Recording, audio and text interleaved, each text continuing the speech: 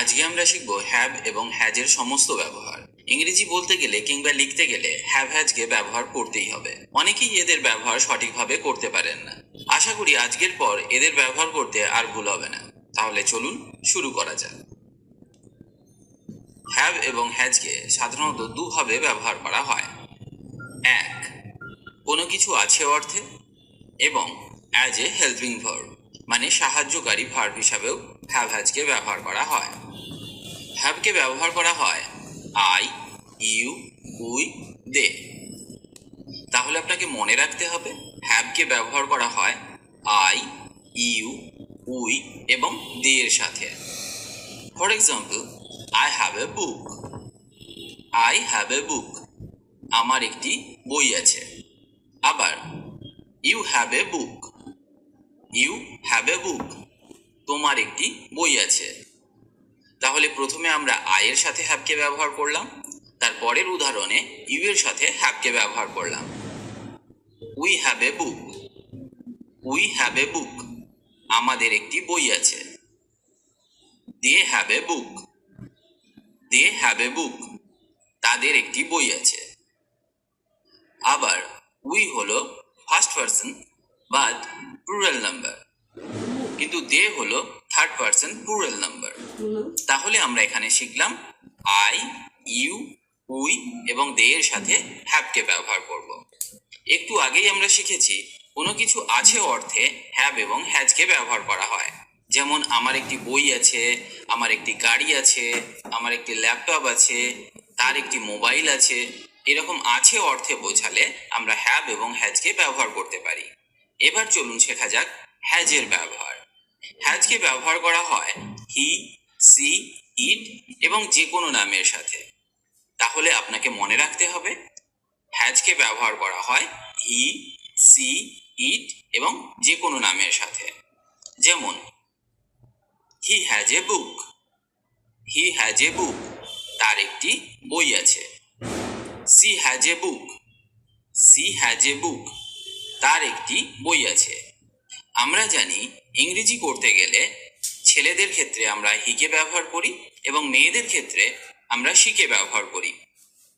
It has to wings. It has to wings, এর দুটি ডানা রয়েছে। John has a book. John has a বুক, জনের একটি বই আছে। একটু আগেই আমি বলেছিলাম যে কোনো নামের ক্ষেত্রে আমরা হ্যাজকে ব্যবহার করতে পারি। এখানে জন হলো একটি নাম, সেই জন্য এখানে আমরা হ্যাজকে ব্যবহার করলাম। আমরা যে কোনো নামের ক্ষেত্রে হ্যাজকে ব্যবহার করতে পারি, যেমন রাম, শ্যাম, যদু, মধু ইত্যাদি। যে কোনো নাম বোঝালে আমরা হ্যাজকে ব্যবহার করতে পারবো। এবার শেখা যাক হেল্পিং ভার্ব হিসাবে কিভাবে হ্যাভ এবং হ্যাজকে ব্যবহার করা হয়। এক্ষেত্রেও হ্যাভ হ্যাজের ব্যবহারের নিয়ম একই থাকবে। যেমন যখন আমরা হ্যাভকে হেল্পিং ভার্ব হিসাবে ব্যবহার করব, তখন সাবজেক্ট হবে আই, ইউ, উই এবং দে, এবং বাক্যের স্ট্রাকচার হবে এই রকম: হ্যাভ অথবা হ্যাজ প্লাস ভার্বের থার্ড ফর্ম, যখন আমরা এটাকে হেল্পিং ভার্ব হিসাবে ব্যবহার করছি। যেমন I have eaten. I have eaten, আমি খেয়েছি। এখানে আই হলো সাবজেক্ট, এখানে হ্যাভকে ব্যবহার করা হয়েছে অ্যাজ এ হেল্পিং ভার্ব, আর ইট থেকে হয়েছে ইটেন, ভার্বের third form. Eat, ate, eaten. এবার পরের উদাহরণটি দেখা যাক। You have eaten. You have eaten, তুমি খেয়েছো। এখানে সাবজেক্ট ইউ, হ্যাভ হলো হেল্পিং ভার্ব, ইটেন হলো ভার্বের third form. We have eaten. We have eaten, আমরা খেয়েছি। এখানে উই হলো সাবজেক্ট বাট প্লুরাল, হ্যাভ হলো হেল্পিং ভার্ব, আর উই এর সাথে হ্যাভকে ব্যবহার করা হয়, আর ইটেন হলো ভার্বের থার্ড ফর্ম। এবার দেখা যাক হ্যাজকে কিভাবে হেল্পিং ভার্ব হিসাবে ব্যবহার করা হয়। যখন আমরা হ্যাজকে হেল্পিং ভার্ব হিসাবে ব্যবহার করব, তখন বাক্যের সাবজেক্ট হবে হি, সি, ইট এবং যে কোনো নাম। For example, he has eaten. He has eaten, সে খেয়েছে। এখানে সাবজেক্ট হলো হি এবং হি এর সাথে হ্যাজকে ব্যবহার করা হয়, এবং ইটেন হলো ভার্বের থার্ড ফর্ম। পরের উদাহরণটা দেখা যাক। She has eaten. She has eaten. আমি একটু আগেই বলেছি যে মেয়েদের ক্ষেত্রে আমরা সিকে ব্যবহার করি এবং সি এর সাথে হ্যাজকে ব্যবহার করা হয়। সি হ্যাজ ইটেন, সে খেয়েছে। আশা করি আমি আপনাকে এটা শেখাতে পেরেছি যে কিভাবে হ্যাভ এবং হ্যাজকে হেল্পিং ভার্ব হিসাবে ব্যবহার করা হয় এবং কোন কোন সাবজেক্টের ক্ষেত্রে হ্যাভকে ব্যবহার করা হয় আর কোন কোন সাবজেক্টের ক্ষেত্রে হ্যাজকে ব্যবহার করা হয়। এবার আমরা শিখব উইল হ্যাভের ব্যবহার। যখন আমরা বাক্যে উইল হ্যাভকে ব্যবহার করব তখন বাক্যে আমাকে ভার্বের থার্ড ফর্মকে ব্যবহার করতে হবে। যেমন I will have eaten rice.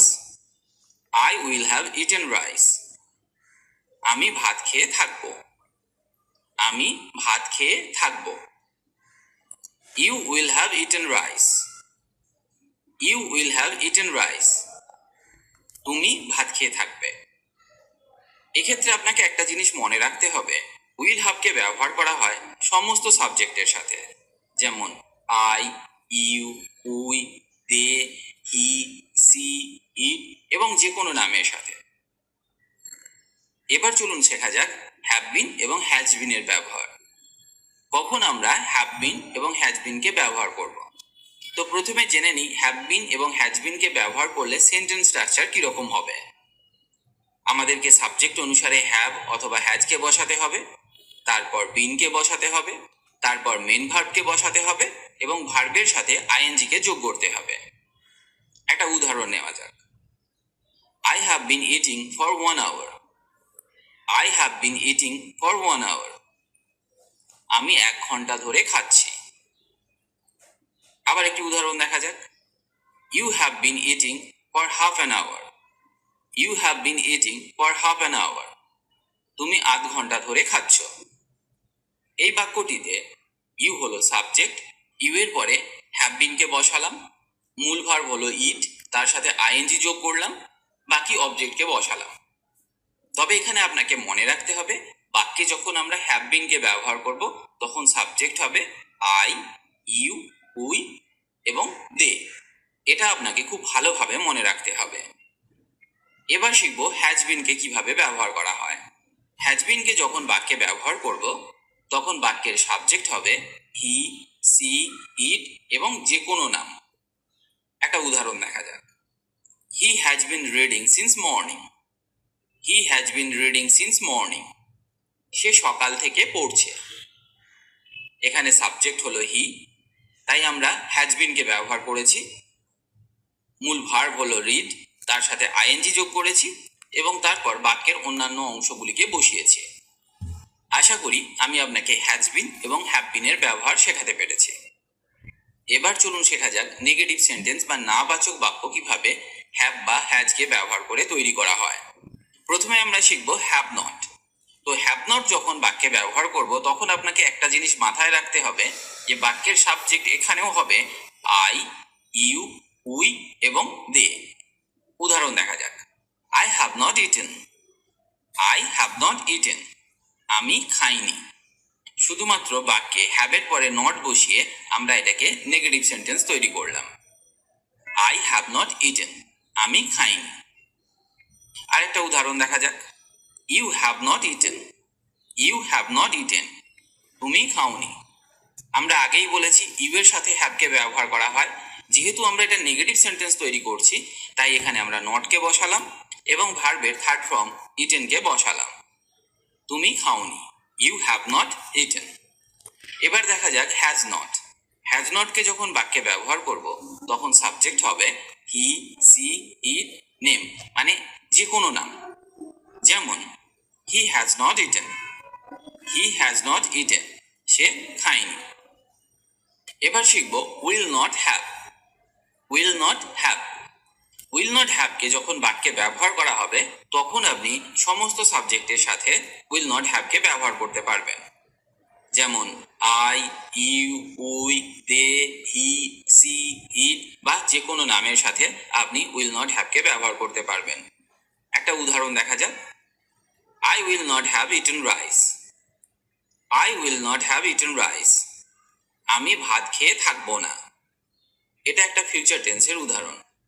আমি ভাত খেয়ে থাকবো না। I will not have eaten rice. এবার শেখা যাক have not been. Have not বিনকে কিভাবে বাক্যে ব্যবহার করা হয়। তবে এক্ষেত্রে সাবজেক্ট হবে আই, ইউ, উই এবং দে। একটা উদাহরণ দেখা যাক। I have not been eating for 1 hour. I have not been eating for 1 hour. আমি 1 ঘন্টা ধরে খাচ্ছি না। এটাও একটা নেগেটিভ সেন্টেন্সের উদাহরণ এবং এখানে আমরা হ্যাভ নট বিনকে ব্যবহার করলাম। এবার শিখব হ্যাজ নট বিন।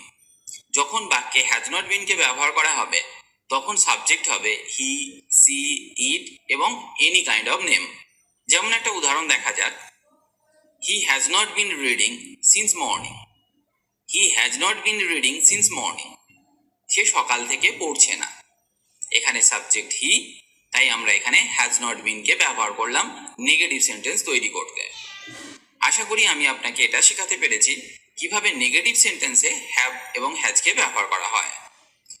এবার চলুন আমরা শিখব ইন্টারোগেটিভ সেন্টেন্স, মানে প্রশ্নমূলক বাক্য। প্রশ্নমূলক বাক্যে কিভাবে হ্যাভ এবং হ্যাজকে ব্যবহার করা হয়। উদাহরণ দেখা যাক। Have I eaten? Have I eaten? আমি কি খেয়েছি? Has he eaten? Has he eaten? সে কি খেয়েছে? আমি প্রথমেই বলেছিলাম যে হ্যাভ এবং হ্যাজকে কোন কোন সাবজেক্টের সাথে ব্যবহার করা হয়। এখানেও আপনাকে সেগুলি মনে রাখতে হবে এবং সেটা মনে করেই আপনাকে বাক্যগুলো তৈরি করতে হবে। এবার শেখা যাক উইল হ্যাভকে কিভাবে ব্যবহার করা হয় ইন্টারোগেটিভ সেন্টেন্সে। তো যখন আমরা উইল হ্যাভকে বাক্যে ব্যবহার করব তখন আপনি সমস্ত সাবজেক্টের সাথে উইল হ্যাভকে ব্যবহার করতে পারবেন। যেমন I, you, we, they, he, she, it এবং যে কোনো নামের সাথে। একটা উদাহরণ দেখা যাক। Will I have eaten rice? Will I have eaten rice? আমি কি ভাত খেয়ে থাকবো? প্রথমে এখানে সেন্টেন্স স্ট্রাকচারটা হলো এইরকম। প্রথমে আমরা উইলকে ব্যবহার করলাম, তারপর সাবজেক্টকে বসালাম এবং তারপর সাবজেক্ট অনুসারে হ্যাভকে বসালাম এবং মূল ভার্বের থার্ড ফর্মকে বসালাম। এবার শিখব হ্যাভ বিন এবং হ্যাজ বিনকে কিভাবে ইন্টারোগেটিভ সেন্টেন্সে ব্যবহার করা হয়। Have I been eating rice for 1 hour? Have I been eating rice for 1 hour? আমি কি 1 ঘন্টা ধরে ভাত খাচ্ছি? আমি কি 1 ঘন্টা ধরে ভাত খাচ্ছি? Have I been eating rice for 1 hour? পরের উদাহরণটা দেখা যাক। Has he been eating rice for 1 hour? Has he been eating rice for 1 hour? সে কি 1 ঘন্টা ধরে ভাত খাচ্ছে? যেহেতু এখানে সাবজেক্ট হি, তাই আমরা হ্যাজ বিনকে ব্যবহার করলাম। আশা করি আমি আপনাকে হ্যাজ এবং হ্যাভের সমস্ত রকম ব্যবহার শেখাতে পেরেছি। আশা করি আজকের পর আপনি আর এদেরকে ব্যবহার করতে ভুল করবেন না। আজ এখানেই ভিডিওটি শেষ করলাম। ভিডিওটি যদি আপনার ভালো লাগে তাহলে অবশ্যই লাইক বা কমেন্ট করে জানান, আর পারলে বন্ধুদের সাথে ভিডিওটি শেয়ার করুন। ইংরেজি শিখতে হলে আপনাকে নিয়মিত অভ্যাস করতে হবে আর নতুন নতুন বাক্য শিখতে হবে, না হলে ইংরেজি বলা সম্ভব নয়। কারণ অভ্যাসই হলো সাফল্যের চাবিকাঠি। তাই রোজ নিয়ম করে অভ্যাস করুন। ভালো থাকুন আর আমার সাথে ইংরেজি শিখতে থাকুন। আশা করি আপনাদের কাছে আমাদের এই ভিডিওটা ভালো লাগছে। যদি ভালো লেগে থাকে তাহলে হাসান্তা27 অথবা SHA27 27কে সাবস্ক্রাইব করে সাথেই থাকুন। নেক্সট টিউটোরিয়াল পাওয়ার আগ পর্যন্ত সুস্থ থাকুন, শান্ত থাকুন, ভালো থাকুন। Stay cool, stay happy, stay health. That's all about me. For the time being, thanks for having patience all about the world of human body.